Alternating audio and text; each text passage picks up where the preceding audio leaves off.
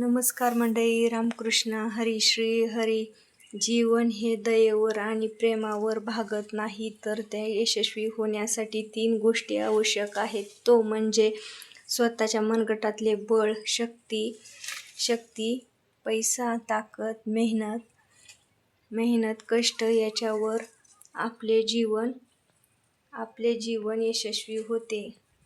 आपल्या मनगटातल्या बळावर आपण सर्व काही करू शकतो. एका ठिकाणी जर शांत बसलं तर काही होत नाही. आयुष्याला आपण कंटाळून एका जागेला बसून दुःखी होतो.